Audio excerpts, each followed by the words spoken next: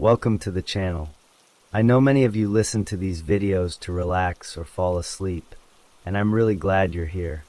Before we start today's crime stories, please take a moment to subscribe if you haven't already. You can also leave a comment telling me where you're watching from and what time it is there. And if there's any crime story you'd like me to narrate for you, feel free to request it in the comment section. Now let's begin.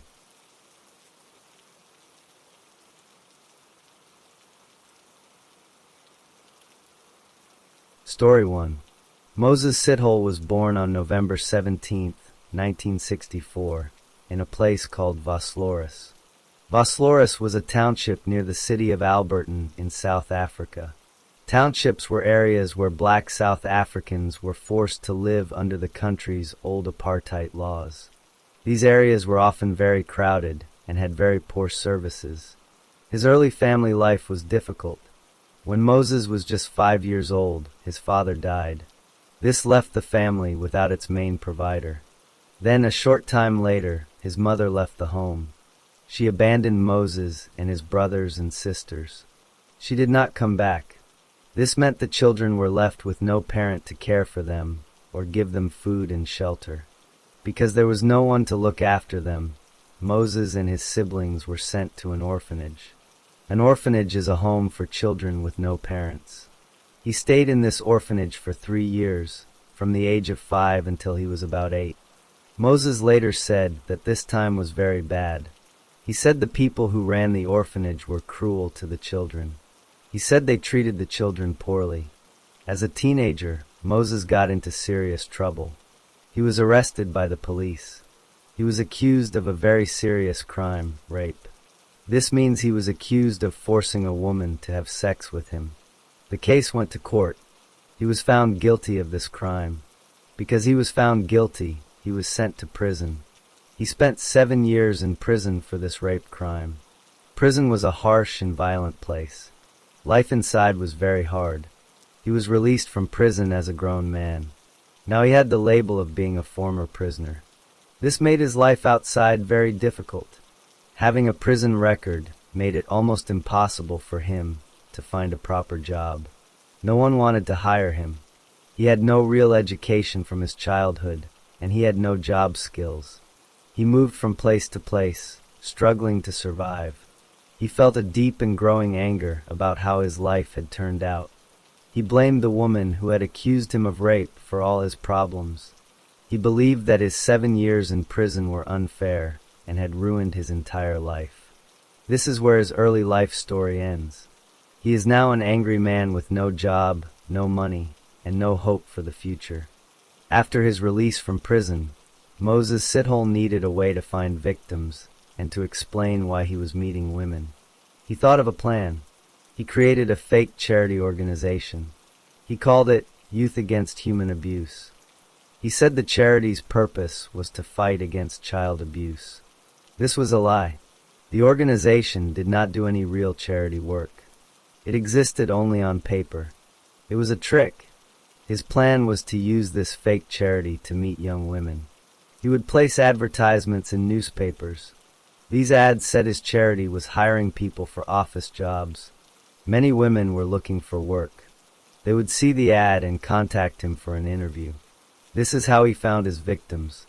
When a woman came for a job interview, Moses would act very polite and professional. He would meet her in a public place first, like a cafe. He would talk about the important work of the charity. He would then say the next part of the interview needed to be at a different location. He would explain that they needed to inspect a field or a project site related to helping children. He offered to drive the woman there. He always drove the women to a remote, empty area. These places were often open fields or isolated spots outside the cities. Once they were alone and far from help, his behavior would change completely. He would no longer be polite. He would become violent. He would first attack the woman physically. He beat his victims with his hands or with objects he found nearby. After beating them, he would then rape them. Finally, he would kill them. His most common method of killing was strangulation. He used the woman's own underwear to strangle her. Then he would leave her body in the remote area. He started doing this in an area called Atarajevel, near the city of Pretoria. After several murders there, the police began to look for a killer. Moses saw news reports about the investigation. He decided to move to a different place to continue his crimes. He moved his activities to a town called Boksburg. In Boksburg, he used the same method. He placed ads, lured women with job promises, and killed them in remote places. The number of murdered women found in different areas began to rise. The news media started calling the killer the ABC murderer because the bodies were found in Atarajevel, Boksburg, and later Cleveland. People, especially women, became very frightened. There was a national panic. Even the president of South Africa, Nelson Mandela, went to Boksburg. He asked the public to help the police find the killer. The police formed a special task force to solve the case. Moses Sithole was not caught during this time. He sometimes added another cruel act to his crimes. After he murdered a woman, he would sometimes find the phone number of her family. He would call them. He would tell them he had killed their daughter or sister. He did this to taunt them and to feel more powerful. In one very terrible case, a victim had her 2-year-old son with her. Moses attacked the child as well, leaving him to die. He continued this pattern for over a year. He killed many women. He felt he was getting revenge on all women for the one who he believed had lied about him years before. The police investigation made progress in August 1995. A witness came forward. This person had seen one of the victims with a man before she disappeared. The witness helped a police artist create a drawing of the man's face. This drawing was shown in newspapers and on television. Many people saw it. Someone recognized the face in the drawing. They told the police the man's name was Moses Sithole. The police immediately started looking for Moses Sithole. They checked their own records. They found his criminal record from years earlier. They saw he had been to prison for rape. This information made the police very sure he was their main suspect. They went to his last known address to arrest him. But when they arrived, he was gone. He had disappeared after seeing his picture in the news. For almost 2 months, the police could not find him. Then, in October 1995, a journalist named Tamsin de Beer received a phone call at her office. The man on the phone said he was the ABC murderer. He said his name was Moses Sithole. He wanted to talk about his crimes. The journalist was not sure if it was a real call or a trick. She decided to listen and record the conversation. During the call, Sithole explained his reasons. He said he was getting revenge for his time in prison. He claimed he had killed many more women than the police knew about. To prove he was the real killer, he gave the journalist specific directions. He told her how to find the body of one of his victims in a remote area. The journalist immediately gave this information to the police. The police followed the directions. They found the body of a woman exactly where the caller had said it would be. This proved the caller was telling the truth. It also gave the police a clue. They worked with the phone company. They traced the location of the call the journalist received. They found it came from a public phone in Johannesburg. Police officers rushed to that area of Johannesburg. They began searching for Sithole. They found him near some train tracks. The officers moved in to arrest him. Sithole saw them coming. He did not surrender. Instead, he attacked one of the police constables with a small hatchet. The constable was in danger. Another officer fired his gun at Sithole to stop the attack. Sithole was shot and wounded. The police took the wounded Sithole to a hospital. He was treated for his gunshot injury. Doctors at the hospital also did medical tests. These tests showed that Moses Sithole was HIV positive. He also had tuberculosis. After he recovered from his injury, he was put in a jail cell to wait for his trial. The trial began at the Pretoria High Court. The journalist, Tamsin de Beer, was ordered by the court to testify. She told the judge and jury about the phone call and how Sithole had led her to the body. Her evidence was very important for the case. On December 5, 1997, the judge announced the verdict.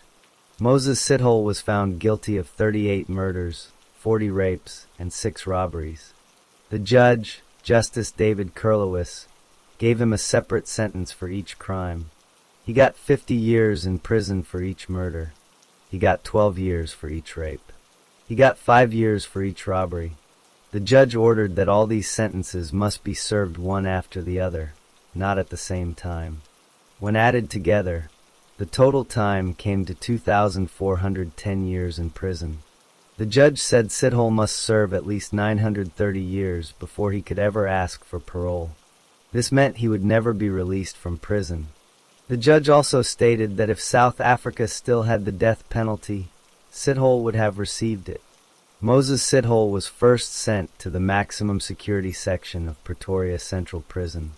Later, he was moved to the Mangung Correctional Center in Bloemfontein. This is a private prison with very high security. He remains in that prison today, where he will spend the rest of his life. The story of Moses Sithole ended with him locked away forever for his terrible crimes.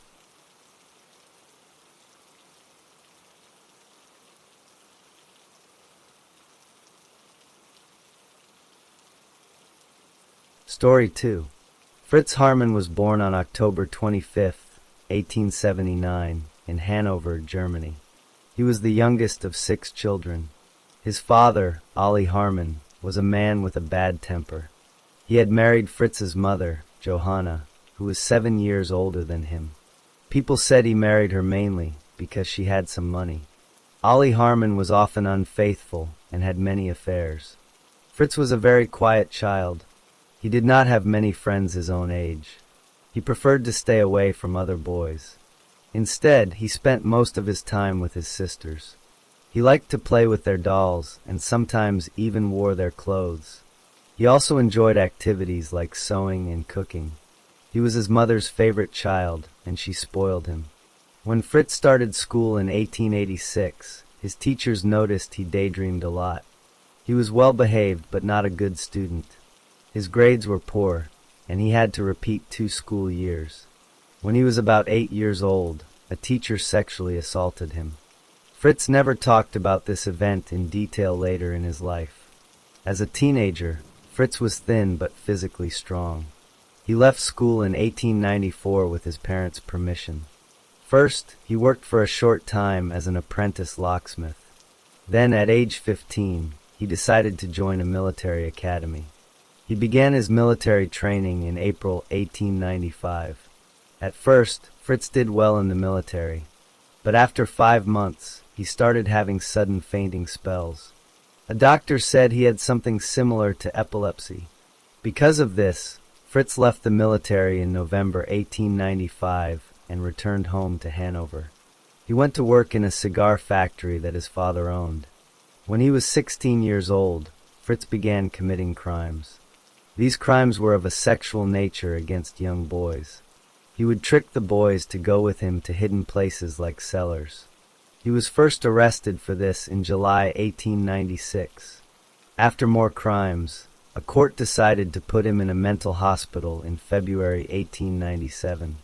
A doctor examined him and said he was incurably deranged and not fit for a trial. He was ordered to stay in the hospital. In January 1898, Fritz escaped from the mental hospital. His mother helped him. He ran away to Switzerland and lived with a relative there.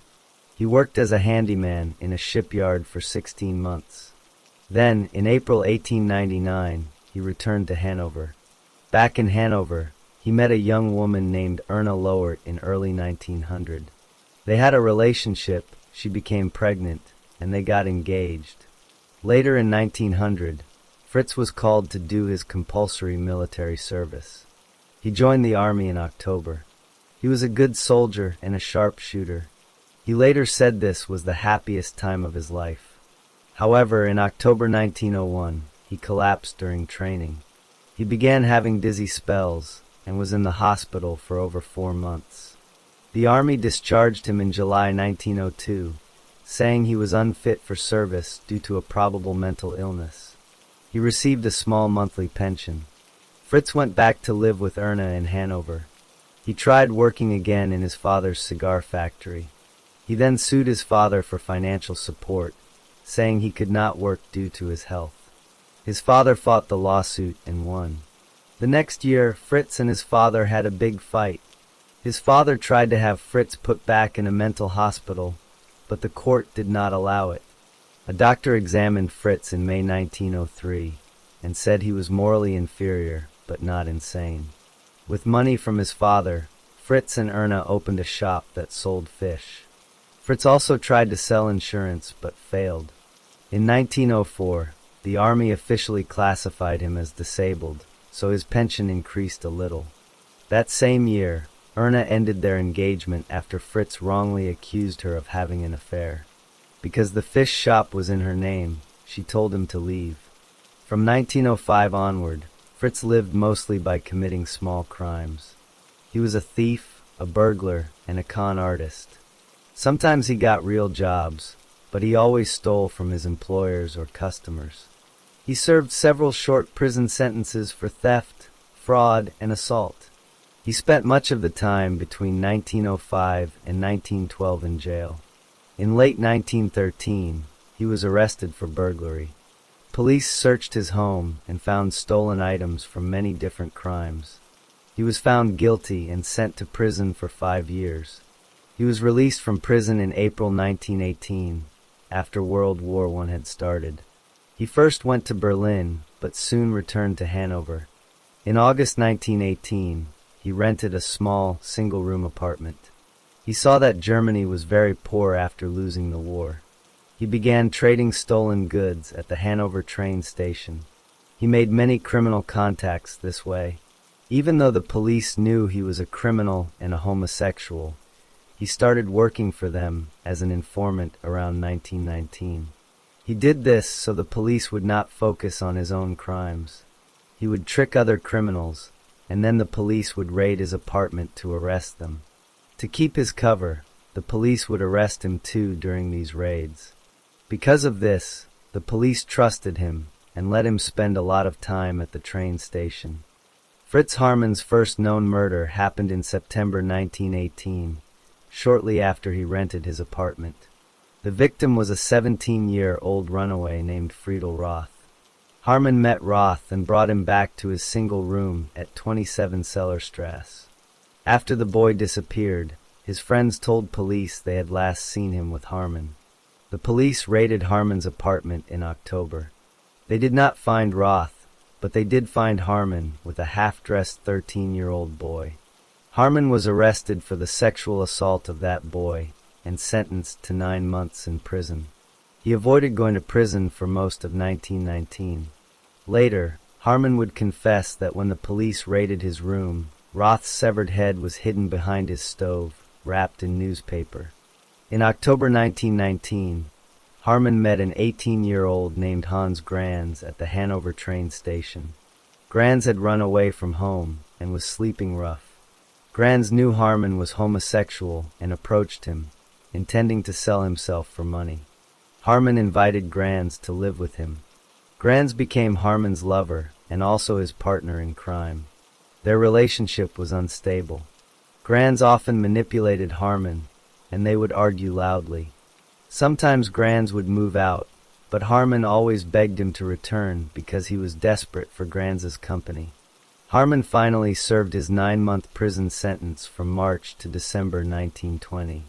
When he got out, he easily regained his position as a police informant. He and Granz moved into a ground-floor apartment at 8 Neue Strasse on July 1st, 1921. This apartment was near the Leine River. Haarmann's method for murder was always similar. He would find his victims at or around the Hanover Central train station. His victims were young men and boys, often runaways, homeless youths, or travelers passing through. He would approach them and offer help, a place to stay, food, or the promise of a job. Sometimes he would use his status as a police informant to pretend he was arresting them. He would take them back to his apartment. Once there, he would give them food and drink. Then, during a sexual assault, he would bite deeply into their throat, crushing or severing their Adam's apple. This action usually killed them, either from blood loss or suffocation. Harmon called this his love bite. After the victim was dead, Harmon would dismember the body. This was a slow and careful process. He used knives to remove the flesh from the bones and to cut the body into pieces. He placed the internal organs and soft flesh in a bucket. He would break the skulls with an axe. He found this work disgusting, but felt compelled to do it to hide the evidence. He disposed of the body parts by throwing them into the Lane River, which flowed near his apartment. He often made several trips late at night or very early in the morning to carry the pieces away in sacks, bags, or a leather suitcase. He kept the victims' clothing and personal belongings. He and Granz would wear the clothes, sell them on the black market, or give them away as gifts to friends. The second murder Harmon committed was on February 12, 1923. The victim was a 17-year-old pianist named Fritz Frank. Harmon brought him to the Neustrasse apartment where Granz and two female friends were present. One of these women later said Granz whispered to her that night, "Hey, he's going to be trampled on today." The next day, Harmon told them Frank had gone to Hamburg. A pattern continued through 1923 and 1924. Harmon would meet a young man, lure him to his apartment, kill him, dismember him, and discard the remains. The victims included a 17-year-old commuter named Wilhelm Schulz in March, a 16-year-old named Roland Hutch in May, and a 19-year-old named Hans Sonnenfeld, also in May. Harmon took Sonnenfeld's distinctive yellow overcoat and wore it himself afterwards. In June 1923, Harmon moved to a small attic room at 2 Rote Rye. The killings continued there. In June, a 13-year-old neighbor boy, Ernst Ehrenberg, disappeared while on an errand. In August, an 18-year-old clerk named Heinrich Struss vanished. In September, a 17-year-old named Paul Broniszewski disappeared on a train journey. Harmon met him at the station. The personal belongings of all these young men were later found in Harmon's possession. The murders became more frequent. In late September 1923, he killed 17-year-old Richard Graff, who had told his family he met a man at the station who knew of a good job. In October, he killed 2 more boys, 15-year-old Hermann Wolf and 13-year-old Heinz Brinkmann. In November, he killed 17-year-old Adolf Henapel, who was seen by witnesses sitting at the station before being approached by Harmon and Granz. Harmon killed at least 4 more young men in early 1924, Ernst Speaker, Heinrich Koch, Willy Sanger, and Hermann Speichert. In April 1924, he killed a 16-year-old runaway named Alfred Hagraff and a 16-year-old apprentice named Wilhelm Apel. On April 26th, he killed 18-year-old Robert Witzel, who had told his mother he was going to a circus with a railway official. In May 1924, he killed 14-year-old Heinz Martin. On May 26th, he killed 17-year-old Fritz Wittig. Harmon later said he killed Wittig because Granz wanted the boy's nice new suit. On the same day, he killed his youngest victim, 10-year-old Friedrich Abeling, who was skipping school. In early June, he killed 16-year-old Friedrich Koch. His final victim was 17-year-old Erich de Vries, killed on June 14, 1924.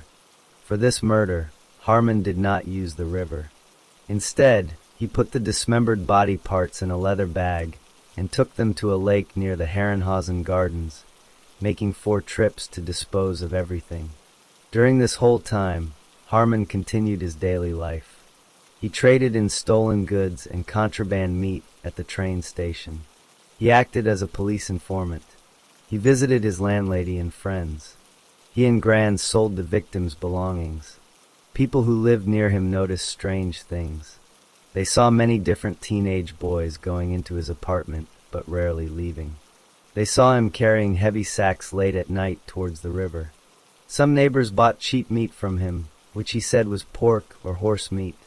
One family became sick after eating sausages he gave them, which were made from casings he claimed were sheep intestines. They did not report this to the police.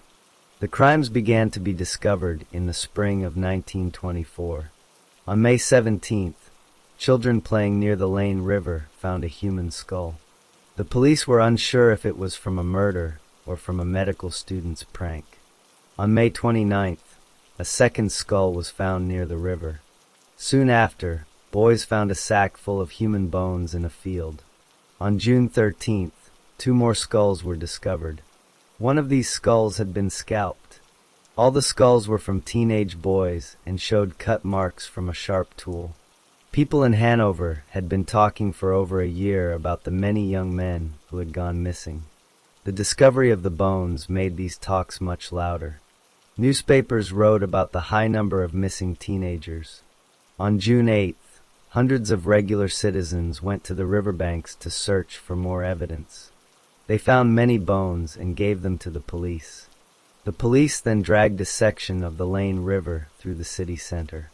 They found over 500 human bones and body parts.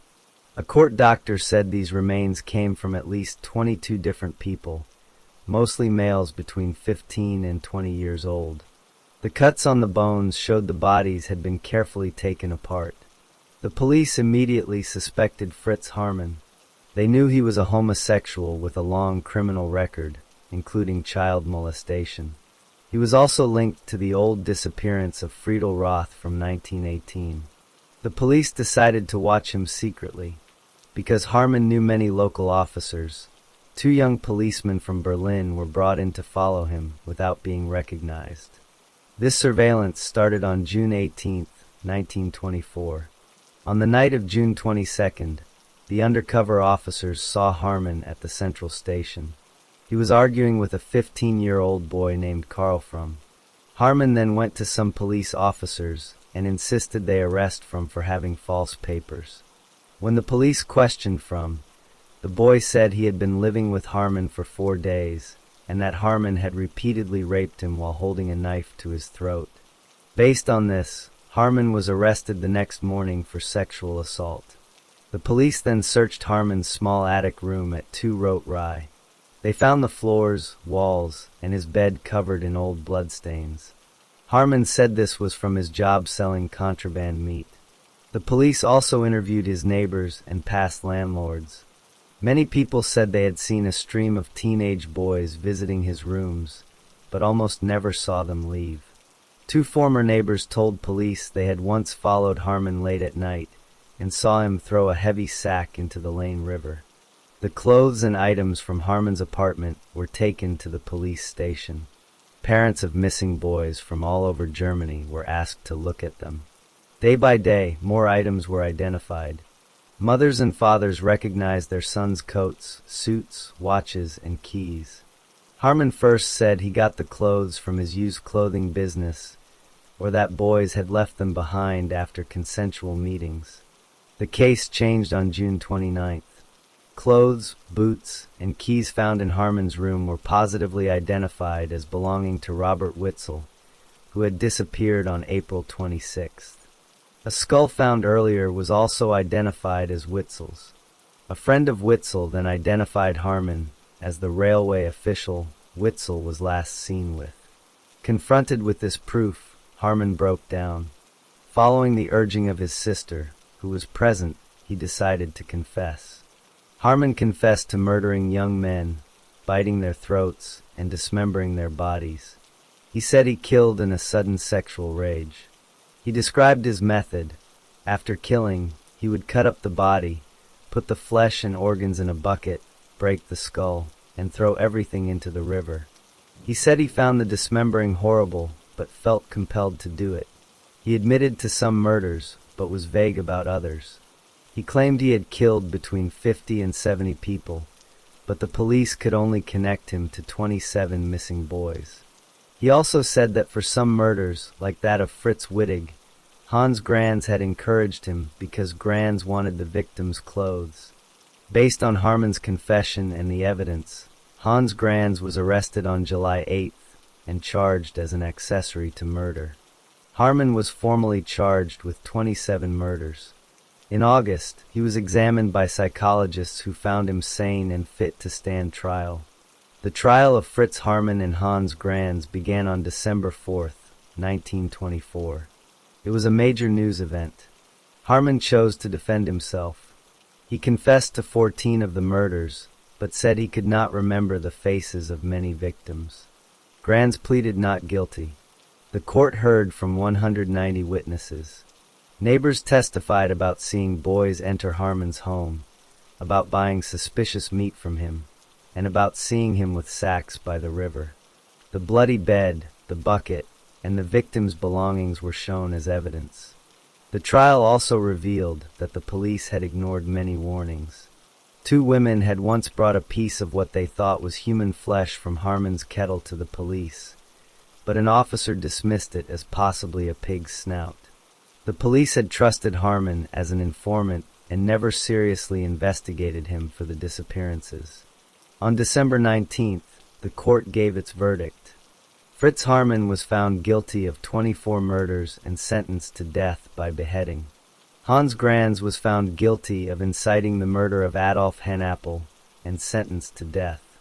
He was also found guilty of being an accessory in the murder of Fritz Wittig and received an additional 12 years in prison. Harman accepted his sentence and did not appeal. Granz appealed, but his appeal was rejected on February 6, 1925. Fritz Harman was executed in the early morning of April 15, 1925, in the yard of Hanover Prison. He was beheaded with a guillotine. Before his execution, he smoked a cigar and drank coffee. His last reported words were, "I am guilty, gentlemen, but, hard though it may be, I want to die as a man." Hans Granz's death sentence was later commuted to life in prison. He served his sentence and was eventually released many years later. The families of the victims were left with the tragedy of their lost sons, and the city of Hanover was left scarred by one of the most terrible crime sprees in its history. The case of the Hanover butcher was closed, and a period of terror for the city's youth finally ended.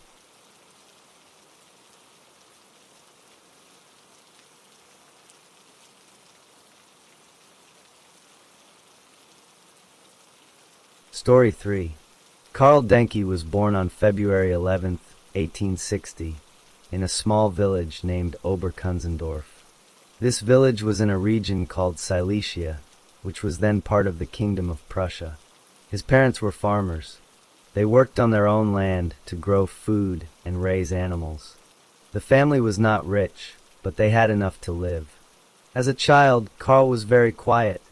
He did not speak much. People who knew him said his voice was always soft.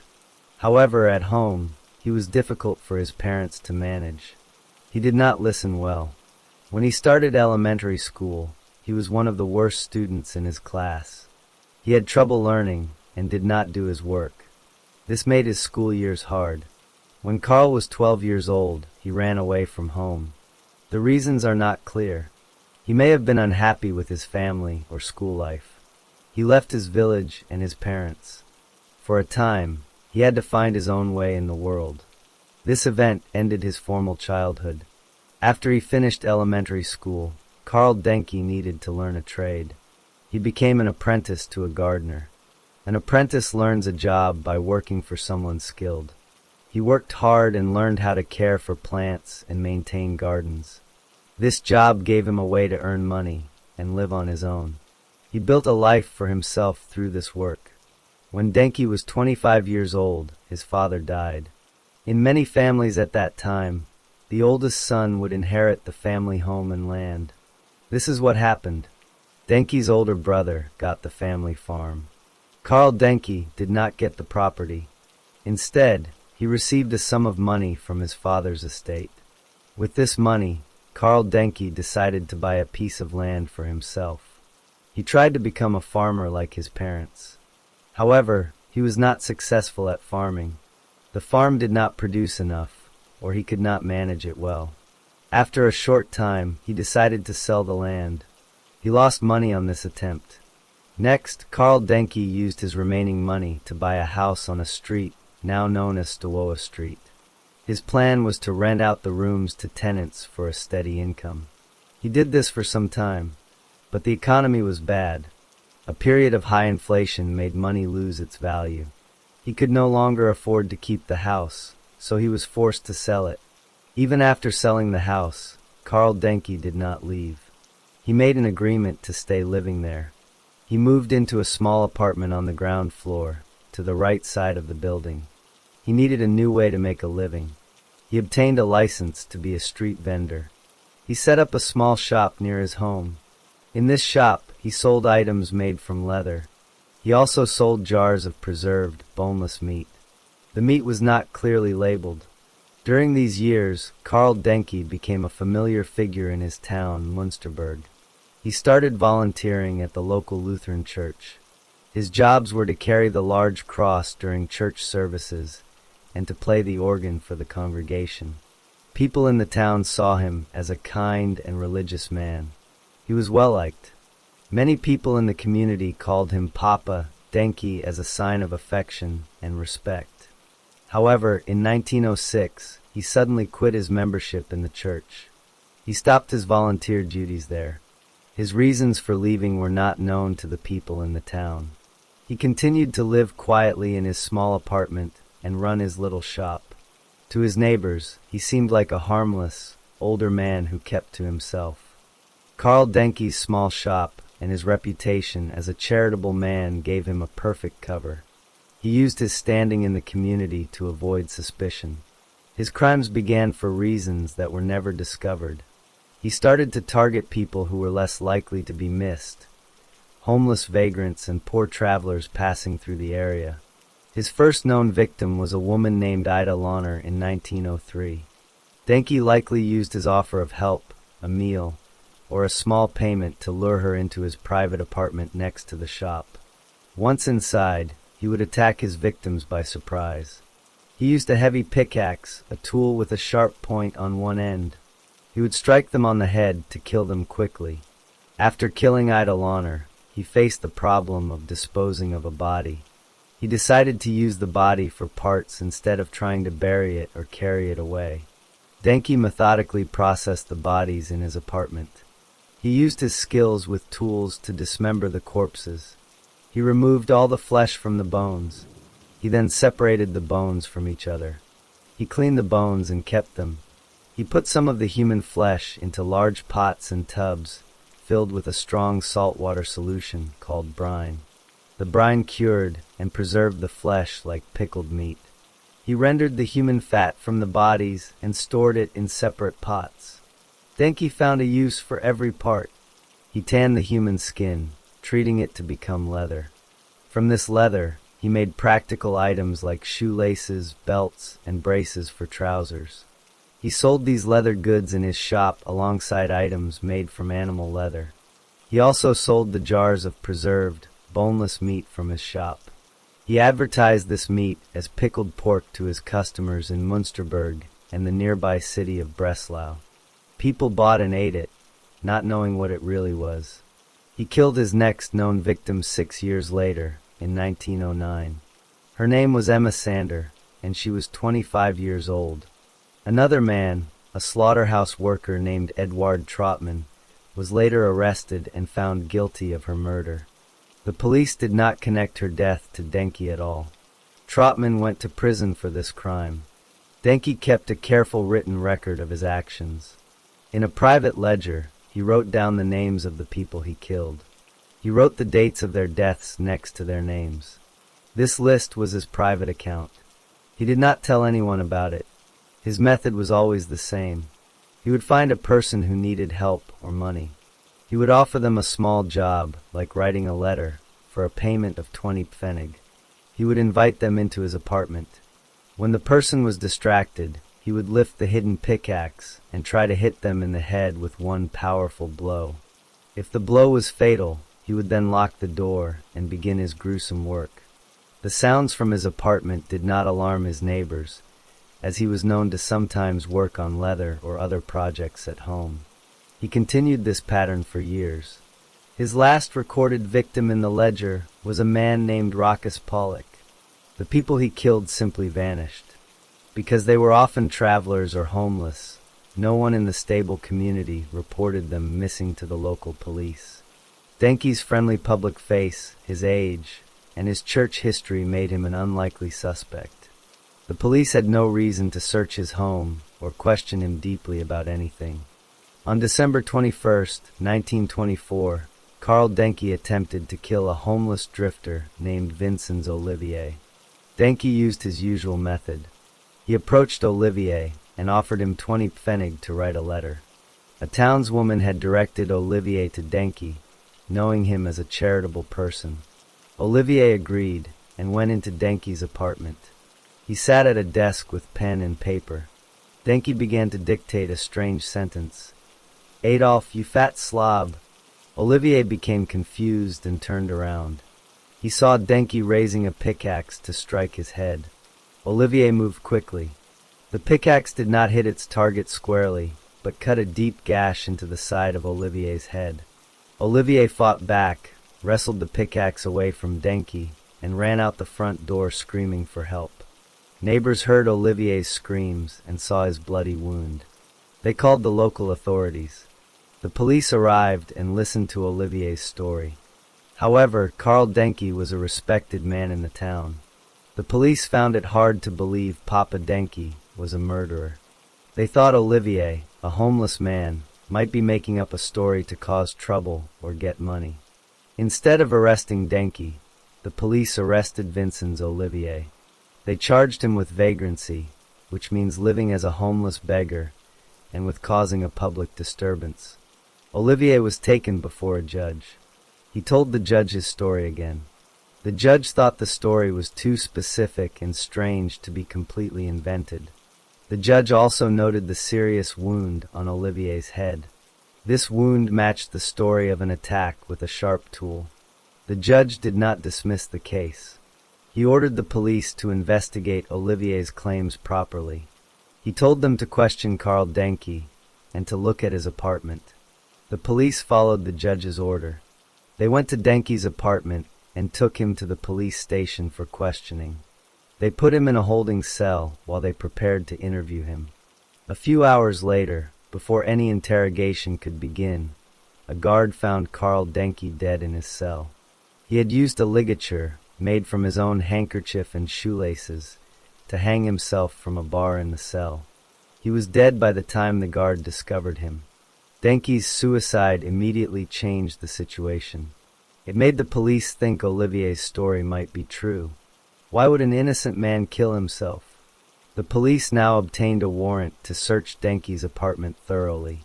Inside the apartment, the police discovered the truth. The search revealed a scene of horror. In 2 large tubs, they found chunks of human flesh preserved in brine. Several pots were filled with rendered human fat. A box contained a large collection of human bones, sorted and cleaned. The police found many personal items like shoes and belts. Laboratory tests later proved these items were made from tanned human skin. They also found the murder weapon, the pickaxe, which still had traces of blood. Most importantly, the police found Denke's ledger. This book listed the names of 31 people. The last name on the list was Vincenz Olivier, who had survived. This ledger confirmed Denke had killed at least 30 other people. The number of body parts in the apartment was so large that police doctors estimated he may have killed over 40 victims. The bones included 16 thigh bones, 15 pieces of long bones, 120 finger and toe bones, and over 150 rib pieces. The discovery solved several old missing person cases. It also proved the innocence of another man. Eduard Trautmann, the man convicted of killing Emma Sander in 1909, was still in prison. The police saw Emma Sander's name in Denke's ledger. This was clear proof that Denke, not Trautmann, was her murderer. Trautmann was released from prison in 1926, after the evidence from Denke's apartment was confirmed. There was no trial for Karl Denke because he was dead. The victims received justice only through the discovery of the truth. Their families finally knew what had happened to their missing loved ones. The people of Münsterberg were shocked. The man they called Papa had been a serial killer and a cannibal for more than 20 years. Years later, the the case connected to another criminal. A man named Wilhelm Bruckner, who would later become a spree killer, was found to have notes in his possession. One note listed the names of famous murderers. It read, Mass Murderer Harmon, Mass Murderer Denke, Mass Murderer? This showed that Karl Denke's crimes had become a known example among other violent criminals. The story of his crimes, his discovery, and his suicide became a closed chapter in the history of the town. Karl Denke was buried, and his apartment was cleared out, ending the life of a man who hid his terrible actions behind a gentle face.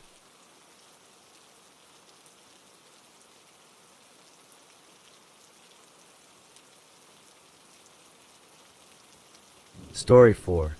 Joachim George Kroll was born on April 17, 1933, in a town called Hindenburg.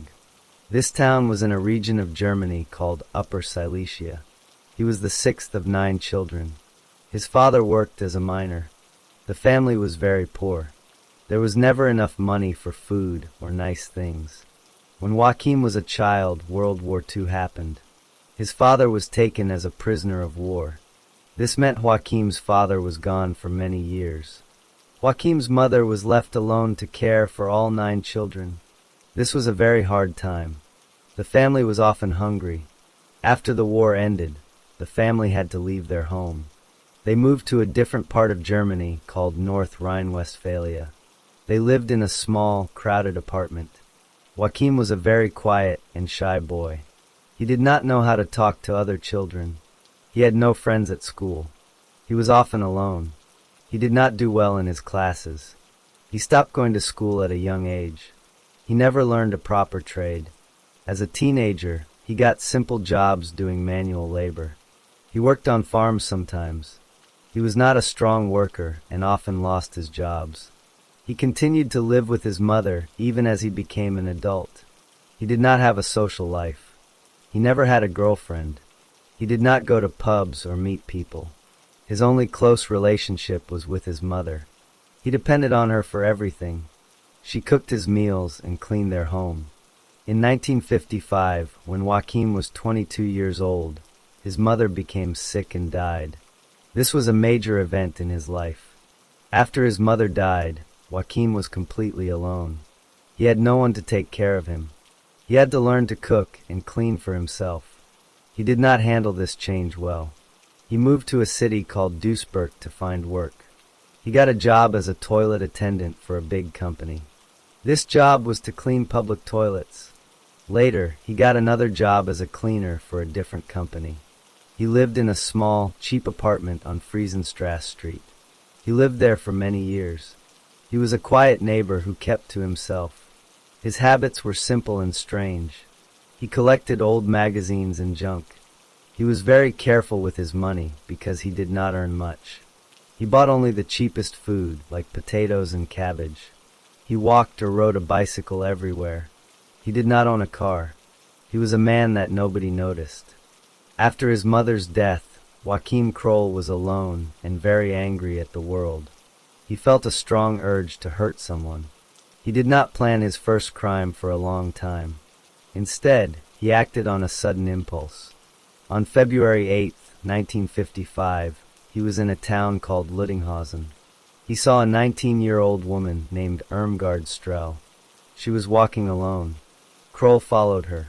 He attacked her suddenly in a quiet area. He raped her. Then he stabbed her to death with a knife he carried. After she was dead, he used the knife to cut open her body. He took some of her internal organs out. He left her body in a barn. He then went home. He felt a sense of relief after the attack. This feeling did not last long. About a year later, on March 3, 1956, the urge to attack returned. He was in an area called Kirchhellen.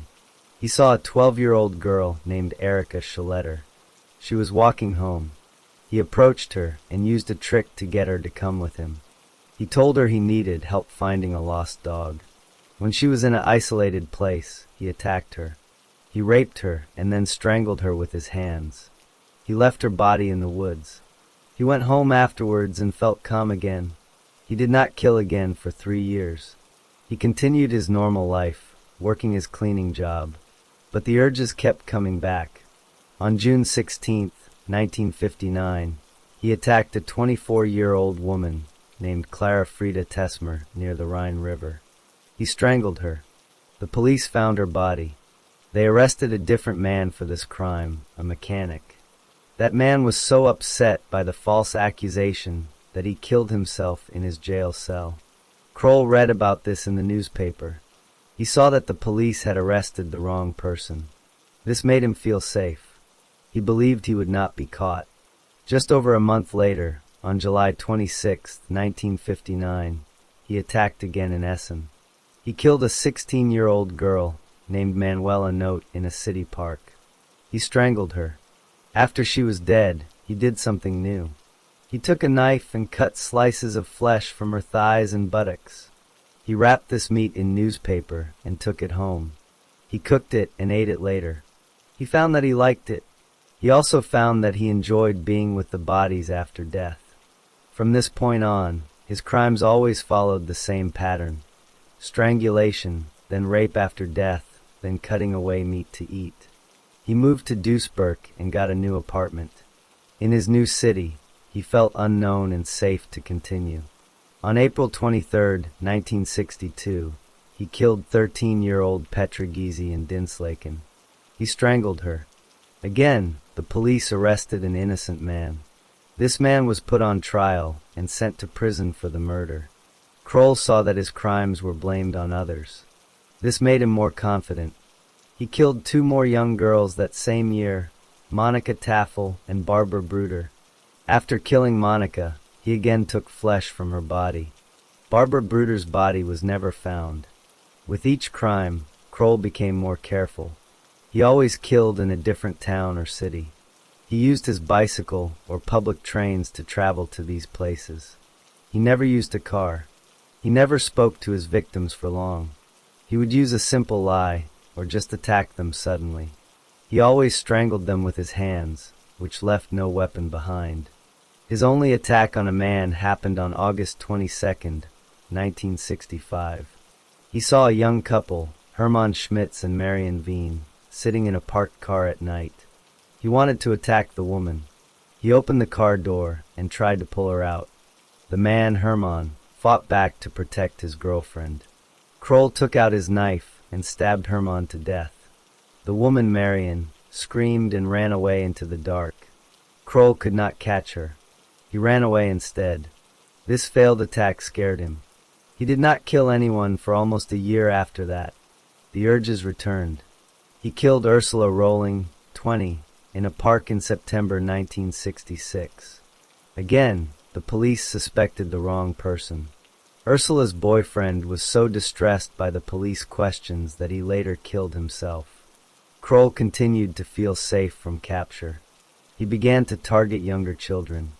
On December 22, 1966, he attacked a 5-year-old girl named Ilona Hark in Wuppertal. He raped her and then held her head under water in a cold ditch to drown her. He took a part of her body with him. He killed 3 more times over the next years: Maria Hetgen in 1969, Jutta Rahn in 1970, and Karen Topfer in 1976. Each time, the method was the same. He would strangle them, commit sexual acts with their bodies, and cut off pieces of flesh. He would take the meat home, store it in his refrigerator, and cook it later with vegetables like carrots and potatoes. He lived in a small apartment full of old junk. His neighbors knew him as a quiet, odd man who lived alone. They sometimes smelled cooking meat from his apartment. They thought nothing of it. He was always polite. No one connected this quiet cleaner to the unsolved murders that were sometimes in the news.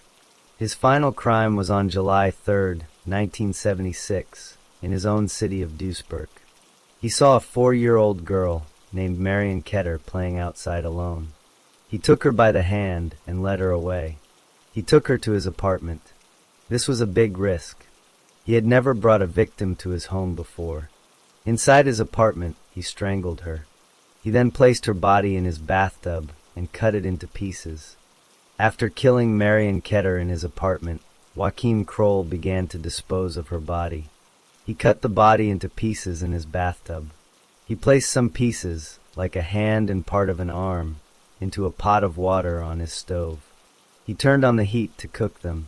He put other pieces of flesh into plastic bags and stored them in his refrigerator. He tried to get rid of the internal organs by flushing them down the toilet in his apartment. The waste pipe for the building became blocked because of this. Another tenant in the apartment building noticed that the toilet was not draining. He called a plumber. The plumber found that the waste pipe was clogged with human flesh and organs. The police were called. While police officers were in the building asking questions, the tenant spoke to them. The tenant told the police that he had asked his neighbor, Joachim Kroll, about the bad smell and the blocked pipe. The tenant said Kroll had simply replied, "Guts." Hearing this, the police officers immediately went to Kroll's apartment door. They knocked and Kroll opened the door. They asked to come inside. Kroll let them in without a fight. In the small kitchen, the officers saw a pot simmering on the stove. One officer looked into the pot and saw a small human hand cooking in the water. They opened the refrigerator and found plastic bags containing more human flesh. They found the rest of Marion Ketter's body in the bathroom and bathtub. Kroll was arrested at that moment. He was very calm. He did not try to run or argue. At the police station, he started talking. He confessed to killing Marion Ketter. He then began to confess to other murders. Over many days of questioning, he gave details about 13 other killings and one failed attack. He told police the names of victims, the dates, and the places. He explained his methods. He said he strangled his victims. He said he took pieces of their bodies to eat. He told police he did this to save money on food. The police now had to check all of Kroll's confessions. They found that his detailed knowledge matched many old, unsolved murder cases. He knew things only the killer would know. His confession cleared the names of several innocent men who had been suspected or even convicted of his crimes. One man had killed himself because of the false suspicion. Families of the victims finally learned who the real killer was. Joachim Kroll was put on trial for 8 murders and 1 attempted murder. The trial lasted for 151 days. Many witnesses spoke. Doctors explained that Kroll was mentally ill but could understand his actions. Kroll himself was quiet in court. He seemed to think he would be cured and then released. He did not understand the seriousness of his crimes. The court found him guilty of all charges. The sentence was life in prison with no chance of early release. He was sent to a secure prison in Reinbach. In prison, Kroll lived a very routine life. He worked simple jobs. He did not cause trouble. He never showed regret for his actions. On July 1st, 1991, Joachim Kroll died in his prison cell. The cause of death was a heart attack. His crimes had terrified communities for over 20 years, but his capture finally brought a painful form of justice and closure. The long series of murders was finally over.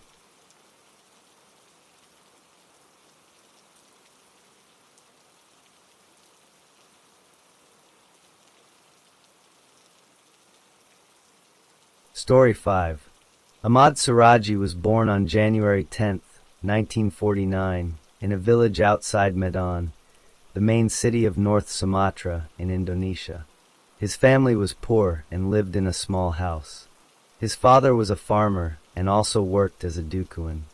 A dukuan is a traditional healer or shaman that people visit for help with health problems, personal troubles, or spiritual advice. From the time he was a small boy, Siraji watched his father work. He saw many people, especially women, come to their home. They would ask his father for help. They wanted charms for love, or for money, or for good luck. They wanted prayers said for them. Siraji's father would perform rituals for these people.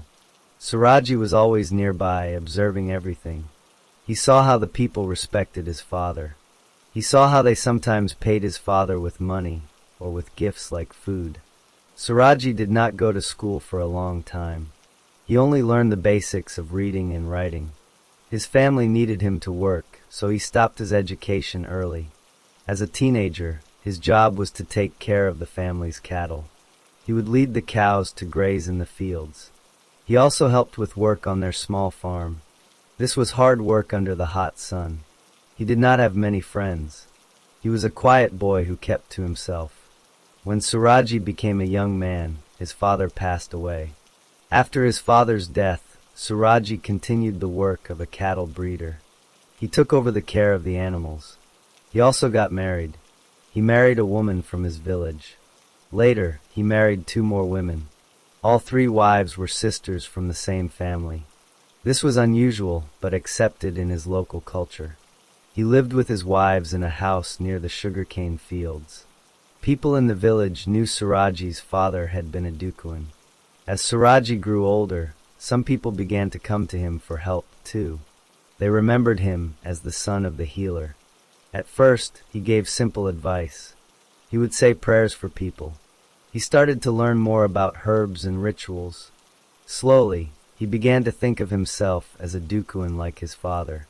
His main job was still breeding cattle, but now he had a second job as a healer. Suraji's reputation as a Dukuan grew slowly. People, mostly women from his own area and nearby villages, started visiting him more often. They came with personal problems. A woman might ask for a potion to make her husband stay faithful. Another might ask for a ritual to make her business successful. A young girl might ask for a charm to make herself more beautiful. Suraji would listen to their problems. He would then perform a ritual for them. He used things like flowers, incense, and holy water. The women would pay him a small fee for his services. His life settled into a routine. He took care of his cows during the day. In the afternoons and evenings, he saw his clients. He was not a rich man, but he had enough to live. He had his wives and his home. To the people around him, he seemed like a normal, if somewhat quiet and serious man. He was a farmer and a part-time traditional healer. There was nothing in his early life that clearly pointed to what would happen later.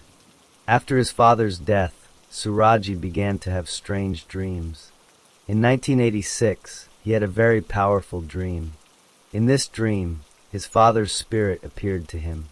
The spirit told Suraji he had a special task. The spirit said Suraji must collect the saliva of 72 women who had died. The spirit told him that if he drank this saliva, he would gain great supernatural power. This power would make him a very powerful and rich Dukuan. When Suraji woke up, he thought about the dream for a long time. He believed the dream was a true message. He wanted the power his father's spirit promised. But he saw a problem. The spirit said the saliva must come from women who had died. Suraji thought it would take a very, very long time to find 72 women who had died naturally. He decided he could not wait. He decided to make the deaths happen himself to get the saliva faster. Suraji already had a job as a Dukuan. Women came to see him every week for help. He realized these women could be his victims. He planned a method for the killings. He would use the trust these women had in him. His plan was to tell them he needed to perform a special ritual in a private place. The sugarcane field near his house was perfect. It was hidden from view. When a woman came to him for help, he would sometimes suggest a very powerful ritual. He would say this ritual needed to be done at night in the fields. He told the women this ritual would solve their problems for good. The women trusted him as a holy man, so they agreed. He would lead them into the sugarcane field. He would bring a shovel with him. Once they were in a hidden spot, he would tell the woman the ritual required her to be partly buried. This was to connect her to the earth's energy.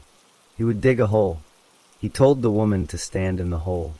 Then he would fill the hole with dirt until the woman was buried up to her waist. She could not move her legs. She thought this was part of the magic. With the woman trapped, Suraji would then stand in front of her. He would begin to chant or pray.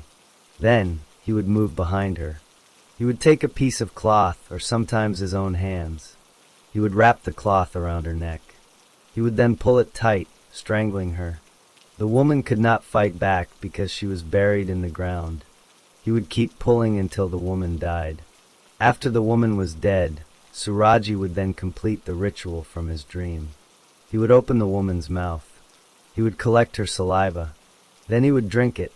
He believed this action gave him power. Next, he would dig the woman's body out of the ground. He would remove all her clothes and jewelry. He did this because he thought clothes would slow down the body's return to the earth. He wanted the bodies to decay quickly. He would then dig a deeper hole. He would bury the naked body completely. He was very careful to place the body in a specific direction. He made sure the woman's head was pointing toward his house. He believed this would draw the woman's life force into his home, giving him more power. After burying the body, he would take the woman's clothes, handbag, and any jewelry back to his house. He would hide these items. He did not sell them. He then went back to his normal life. He would care for his cattle and see other clients. No one suspected him. If a family reported a woman missing, no one connected it to the respected Dukuan. The killings happened over many years, from 1986 to 1997. He did this 42 times. The last victim was a young woman named Sri Kemala Dewey. She was 21 years old. On April 24, 1997, she went to see Suraji. She hired a bicycle rickshaw driver, a 15-year-old boy named Andreas, to take her to Suraji's house. She told Andreas not to tell anyone about the trip. Suraji led her into the sugarcane field. He killed her in the same way as the others. He buried her body. 3 days later, on April 27th, a man walking in the sugarcane field saw a bad smell. He found a patch of disturbed earth and saw a human foot. He called other people. They dug and found Sri Kemala Dewey's naked, decomposing body. The police were called. Meanwhile, the rickshaw driver Andreas heard about the found body. He got scared. He went to the police and told them he had driven a woman to the Dukuan's house 3 days earlier. He told them the woman had asked for secrecy. The police went to Suraji's house to ask him questions. At first, Suraji said he did not know anything. He said many women visited him, and he did not remember one specific woman. However, when the police searched his house, they found Sri Kemala Dewey's clothes, her handbag, and her bracelet hidden inside. Faced with this evidence, Suraji could not explain why the dead woman's things were in his home. Because the police found the victim's belongings in his house, they placed Ahmad Suraji under arrest on April 30th, 1997. He was taken to a police station for questioning. At first, he only admitted to knowing Sri Kemala Dewey. He said she had visited him, but had left alive. The police continued to question him. They showed him the evidence. After many hours, Suraji changed his story. He confessed to killing Sri Kemala Dewey. Then, he told the police he had killed many other women too. The police were shocked. They asked him how many. Suraji said he had killed 42 women. He said the bodies were buried in the sugarcane field. The police did not know if he was telling the truth. They organized a large excavation of the field near his home. Police officers and workers began to dig carefully in the area Suraji pointed out. They found one body. Then they found another. They kept digging for many days. In the end, they found the remains of 42 different people. Some of the bodies were just skeletons because they had been buried for so many years. The news spread quickly through the area. People were horrified. Families who had missing daughters or wives came to the site. Some of the bodies were too decomposed to recognize by looking at them. The police had to use other methods like dental records or clothing items to identify them. Many families finally learned what had happened to their loved ones after years of not knowing. The police investigation showed that Suraji's 3 wives knew about the killings. The wives, named Tumanai, Panara, and Suhartini, were also arrested. The police said the wives helped Suraji by keeping the victims' clothes and jewelry. They also helped clean up after the crimes and never told anyone. During questioning, the wives said they were afraid of Suraji. They also said they had confessed because the police hurt them. The police denied this. Suraji's trial began on December 11, 1997. The court document listing the charges against him was 363 pages long. In the courtroom, Suraji changed his story again. He said he was not guilty. He said his earlier confession was made because the police forced him to talk. The judges listened to the evidence. The evidence included the belongings of the victims found in his house, the testimony of the rickshaw driver Andreas, and the results of the excavation that found 42 bodies. The judges also listened to Suraji's wife, Tumanai, who was on trial as his helper. The court found Suraji guilty of multiple murders on April 27, 1998. The judge said the death penalty was the right punishment because the crimes were so cruel and planned. When the judge said this, people in the courtroom cheered. Many people had come to watch the trial. They were angry about the crimes. Tumanai, his wife, was also found guilty of helping in the murders. She was first sentenced to death as well. Later, a higher court changed her sentence. Her punishment was reduced to life in prison. This meant she would stay in jail until she died. The other two wives were not tried for murder, but may have faced shorter sentences for knowing about the crimes and hiding evidence. After his trial, Suraji was put on death row. This is a special prison section for people waiting to be executed. His case went through many appeals. His lawyers asked different courts to change the sentence or cancel it. Every court said no. The final decision was that he must be executed by a firing squad. The execution was scheduled many times, but was often delayed. Finally, on July 10, 2008, more than 10 years after his arrest, the execution was carried out. A police firing squad shot Ahmad Suraji early in the morning. He was 59 years old when he died. His wife, Tumanai, remained in prison serving her life sentence.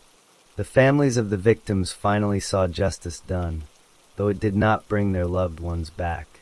The story of the Dukuan who killed his clients ended with his execution.